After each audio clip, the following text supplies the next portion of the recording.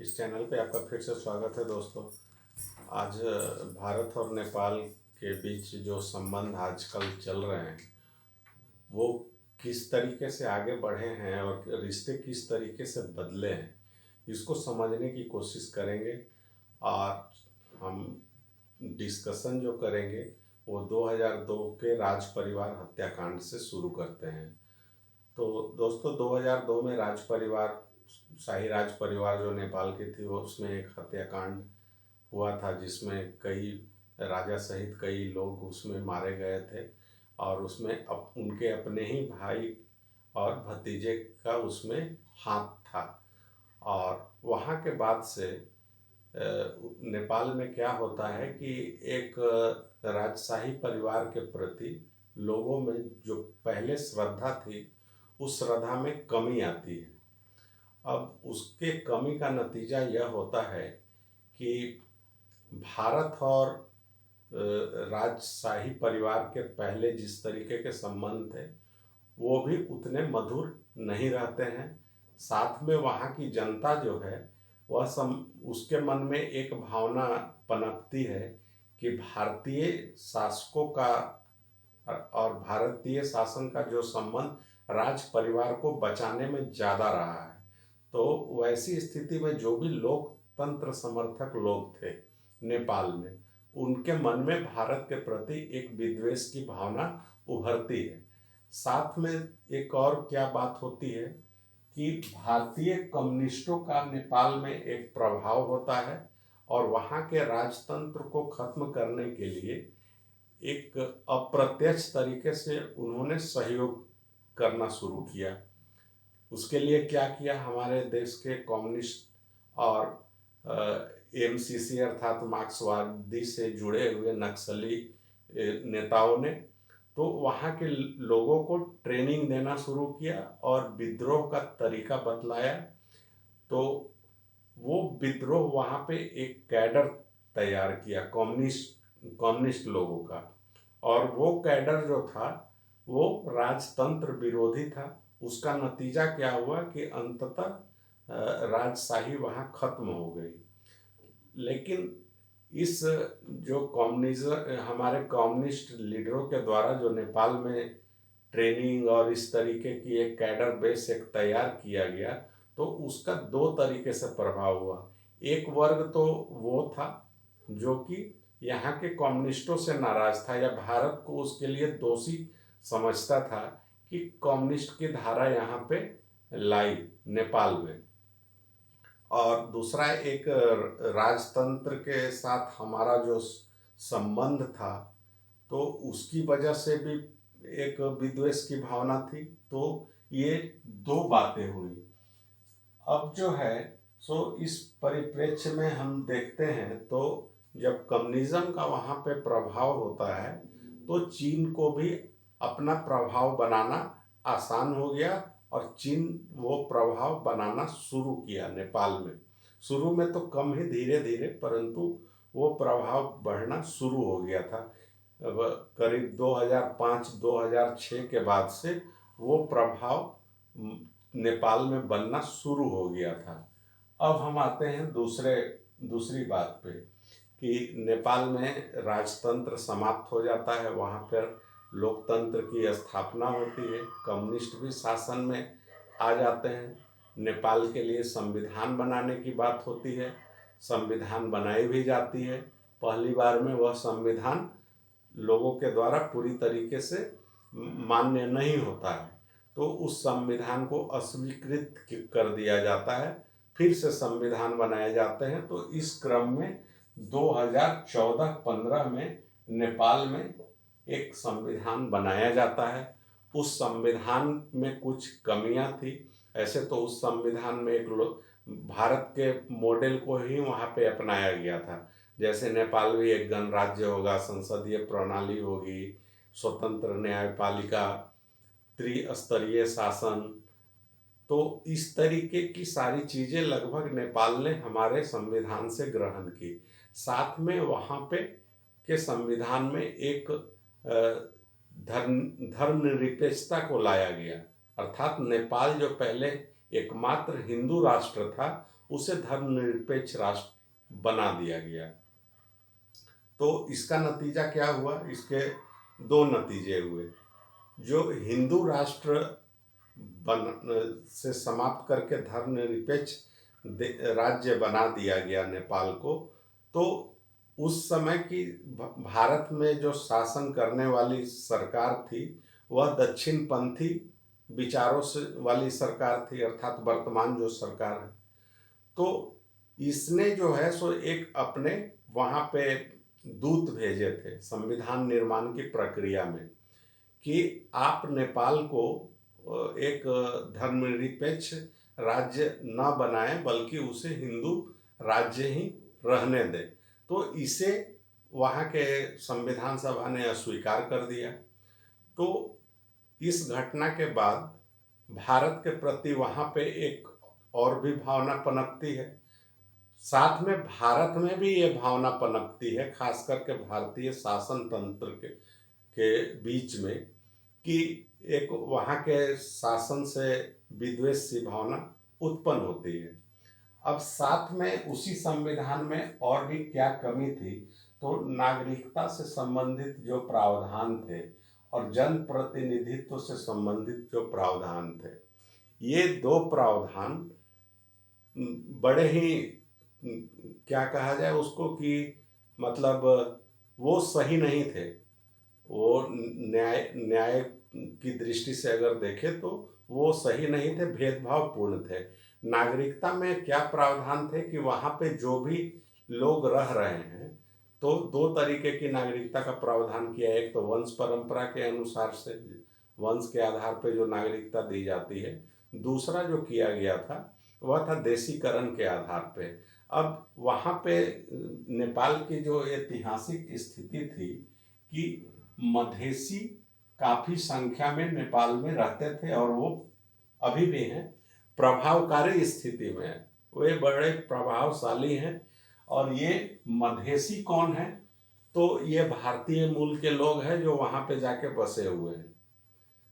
UP से, बिहार से, उत्तराखंड से, नेपाल की तीन तरफ से सीमाएं जो है सो भारत से लगती है।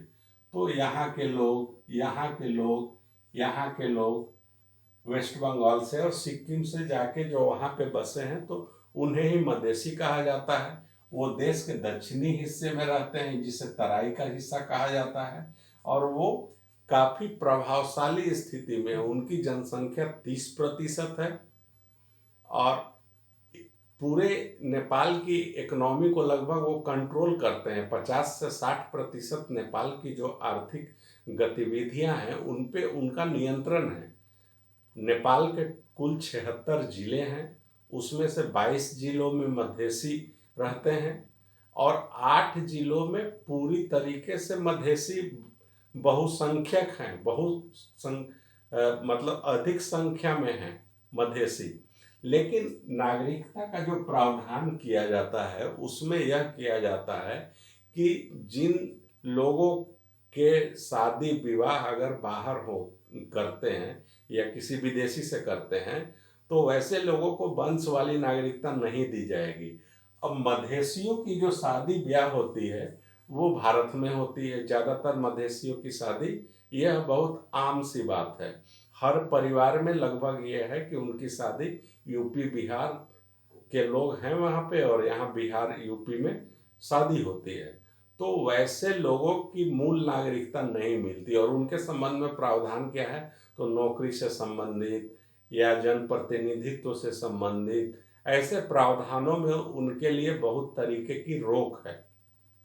तो एक भेदभावपूर्ण नीति थी और दूसरा एक जनप्रतिनिधित्व वाला एक जो वहाँ पे विवाद था कि जनप्रतिनिधित्व के भी जो प्रावधान बनाए गए थे वो भी बड़े भेदभावकारी थे और इसका भी मुख्य उद्देश्य मधेसियों को शासन व्यवस्था में आने से रोकना था। इसके लिए प्रावधान क्या इस तरीके से बनाए गए कि कम से कम मधेसी पहुंच पाए। तो जो सीमांकन किया गया क्षेत्रों का, संसदीय क्षेत्रों का, वो विद्वेषपूर्ण तरीके से किया गया।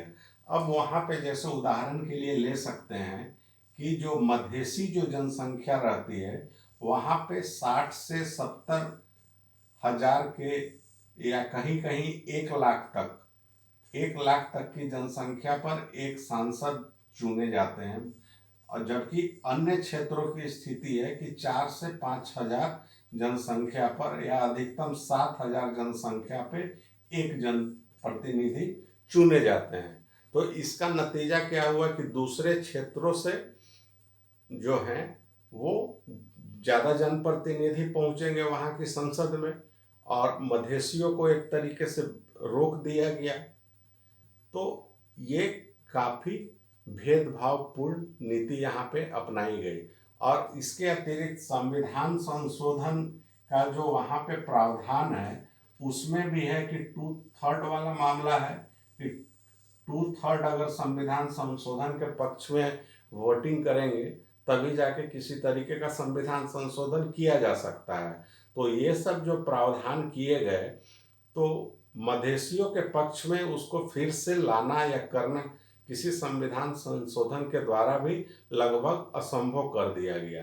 तो इसका नतीजा यह निकला कि भारत भी नेपाल के प्रति काफ़ी दुखी हुआ इस घटना से, और मधेशियों ने तो वहाँ पे एक आंदोलन शुरू कर दिया।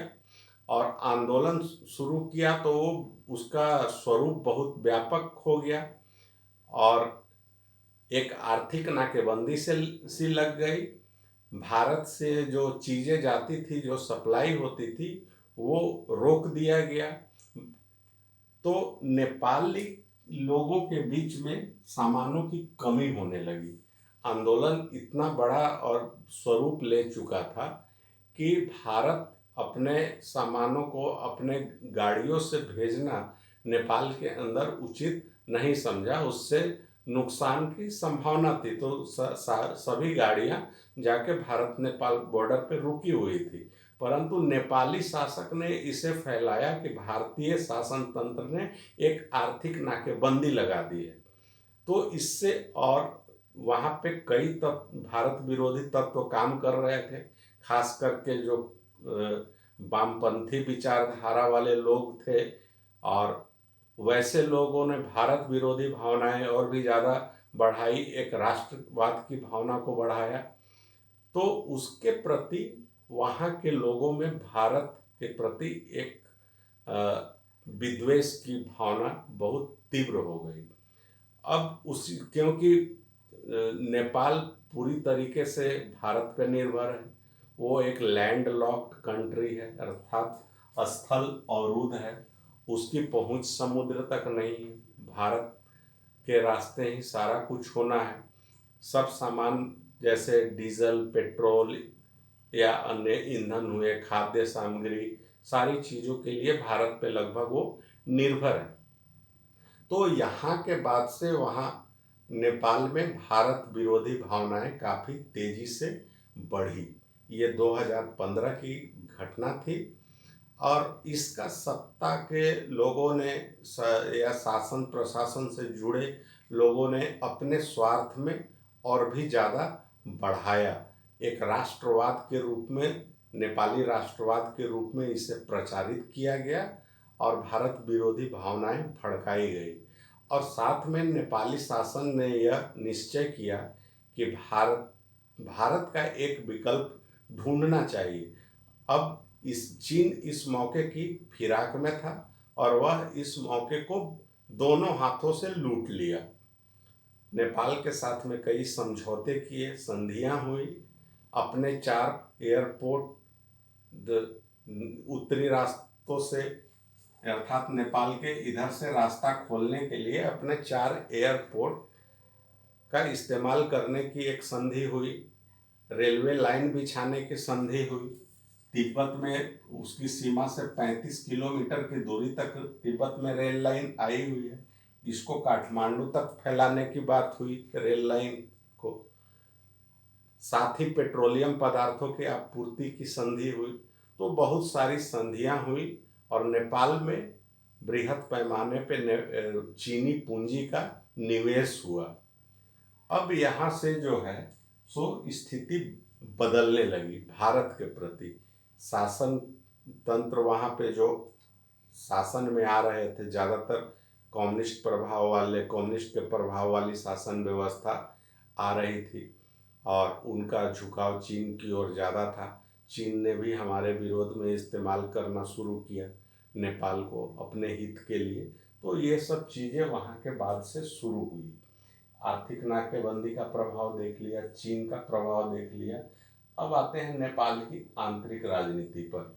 नेपाल की आंतरिक राजनीति क्या है, खासकर आजकल के परिप्रेक्ष्य में, तो वहाँ पे दो तरीके की विचारधारा है। एक तो भारत से प्रभावित और दूसरा चीन से प्रभावित।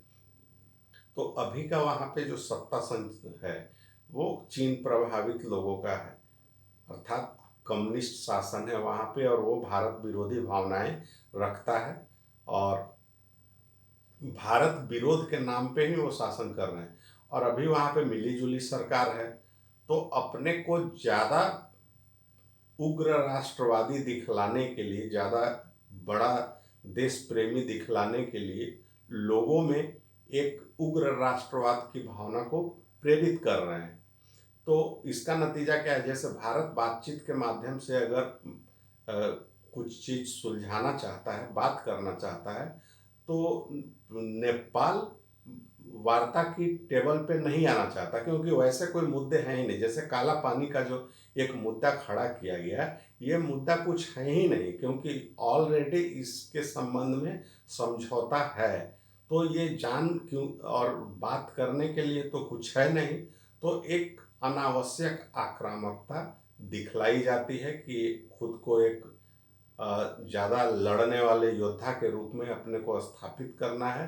तो इस तरीके की भावना है वहाँ के शासकों में, खास करके जो वर्तमान प्रधानमंत्री केपी ओली हैं, तो उनकी स्थिति बहुत अच्छी नहीं है। वो एक मिली जुली सरकार चला रहे हैं और वो अल्पमत की सरकार है। तो वैसी स्थिति में उग्र राष्ट्रवाद को वो ज़्यादा बढ़ावा दे रहे हैं। ब्लैकमेल की राजनीति ये क्या है, तो चीन ने अभी वहाँ पे प्रभाव जमा लिया नेपाल में। तो नेपाल ने इसका उपयोग अब किस तरीके से करता है उसको देखिए। अब नेपाल भी चालाकी करने लगा है। चालाकी किस तरीके का, कि वो एक तरीके के ब्लैकमेल वाली चीज करने लगा है। जैसे भारत को एक अपरोक्ष रूप से चीन का एक भय दिखलाता है कि वो अगर आप हमें नहीं देंगे तो हमने चीन की शरण में चले जाएंगे, और भारत से ज़्यादा कुछ अपनी शर्तों पे हासिल करना चाहता है, और ऐसा ही वह चीन के साथ भी करता है। तो ये उसकी ब्लैकमेल की एक नीति आजकल चल रही है। और हाल फिलहाल में भारत भी नेपाल के साथ में नेपाल से बहुत ज़्यादा खुश नहीं है, क्योंकि बहुत सारी भारत विरोधी गतिविधियां नेपाल की ज़मीन से हो रही है, जिस पर नेपाल पूरी तरीके से कार्रवाई नहीं करता है। जैसे कि पाकिस्तान से संबंधित या आईएसआई से संबंधित बहुत सारी गतिविधियां वहां नेपाल में संचालित होती हैं, या भारत से भी कई राष्ट्र विरोधी तत्व भागकर वहां पे शरण लेते हैं।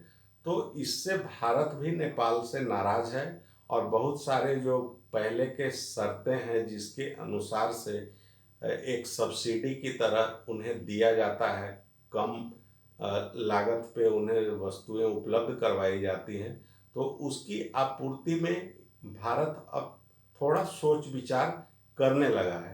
तो ये भी एक बात है। वार्ता के लिए साथ ना आना, वार्ता तो बतलाए कि हमारे बीच में संधि ऑलरेडी हो चुकी हैं। जैसे काला पानी के संबंध में ये कोई मुद्दा है ही नहीं, क्योंकि इस पर पहले ही बहुत सारी संधियां हो चुकी हैं, वार्तालाप हो चुकी है। अगर कुछ बात है भी तो नेपाल बैठना नहीं चाहता वार्ता की मेज पे, क्योंकि जानता है वो कि उसके पास बात करने के लिए कुछ है नहीं। तो ये सारी स्थितियां हैं। इन्हीं स्थितियों में आप भारत और नेपाल के संबंध को तलाश सकते हैं कि किस प्रकार है। तो अब उठता है कि आगे का रास्ता क्या है। तो आगे का रास्ता तो यही है कि नेपाल हमेशा हमारे छोटे भाई की तरह हमने व्यवहार किया है, लेकिन छोटे भाई की तरह व्यवहार करने का ये मतलब नहीं होता है कि वो दुश्मन के गोद में जाकर बैठ जाए और हमारे विरुद्ध साजिश करने लगे। अगर वहाँ के नाम को अगर आप देखेंगे, केपी ओली, अर्थात उनका पूरा नाम क्या है, उसी तरीके से खड्ग प्रसाद शर्मा ओली उनका पूरा नाम है। वैसे ही गिरजा प्रसाद कोइराला या अन्य जो नेपाली नाम देखेंगे तो आपको ऐसा लगेगा कि ये आपके किसी दादा या परदादा का नाम है, या आपके दादा परदादा नहीं तो किसी दोस्त के दादा परदादा नाना, इस तरीके का नाम है। तो हम और नेपाल एक ही हैं। और चीन से अगर वो मिलने की कोशिश करते हैं कि चीन से उन्हें ज़्यादा सहूलियतें मिल जाएंगी, तो ऐसा संभव नहीं है, क्योंकि भारत और नेपाल की सीमाएं खुली हुई है। चीन के साथ अगर संबंध होता भी है तो चीन उतनी सहूलियत कभी भी नहीं देगा कि वो अपनी सीमाएं नेपाल के लिए खोल दे। दूसरी बात है कि नेपाली लोग हिंदी जानते हैं, वो चीनी आसानी से नहीं सीख सकते हैं, तो ये भी एक बात है। और इसके अतिरिक्त और भी है कि एक ट्वीट आया था, या ट्वीट पढ़ने को मिलता है, सुषमा स्वराज के पति हैं स्वराज कौशल, उनका एक ट्वीट आया था। उनका कहना था कि अगर भारत का संरक्षण ना रहे और नेपाल को अगर नहीं अगर चीन के चंगुल से बचाया जाए तो नेपाल से भारत से ज़्यादा नेपाल की संप्रभुता को नुकसान होगा। वो उसकी जो सीमाएं उत्तर में हैं, वो चीन की सीमा वो बीरगंज तक पहुंच जाएंगे, अर्थात नेपाल की संप्रभुता पूरी तरीके से खत्म हो जाएगी। और चीन की ये एक आर्थिक औपनिवेशवाद की नीति पे चल रहा है। वो अपने वो जो दूसरे देशों में निवेश करता है, सस्ता लोन तो नहीं देता, इतना ज़्यादा वह लोन दे देता है, निवेश करता है कि बाद में फिर बदले में उसकी ज़मीन को हड़पना चाहता है। तो श्रीलंका में भी वो इसी तरीके से कर चुका है। अब श्रीलंका इस चीज़ को समझ चुका है और उसकी चंगुल से निकलने की कोशिश कर रहा है। और अब बीच में जैसे श्रीलंका के साथ भारत के संबंध खराब हुए थे, परंतु अब उसके संबंध हमारे फिर से वैसे ही नॉर्मल हो चुके हैं जैसे श्रीलंका। तो उसी तरीके से नेपाल को भी हमें डील करना होगा, वहाँ के लोगों को डायरेक्ट बात करना होगा और इस संबंध को अपने पक्ष में मजबूत करना होगा। तो ऐसी आशा करते हैं कि नेपाल भी ऐतिहासिक संबंध को महत्व देगा और चीन के झांसे में नहीं आएगा। तो उम्मीद करते हैं दोस्तों कि ये वीडियो आपको पसंद आया होगा, और जो हालिया बदलाव हुए हैं भारत नेपाल संबंध में, वो उसकी पूरी ऐतिहासिक तथ्य और वर्तमान तक के क्या क्रमिक विकास हुआ वो अच्छी तरह से समझ में आया होगा। पसंद आया हो तो वीडियो को लाइक करेंगे, शेयर करेंगे दोस्तों के बीच में। इस चैनल को सब्सक्राइब कर लीजिए, नोटिफिकेशन वाली घंटी भी बजा दीजिए। धन्यवाद दोस्तों।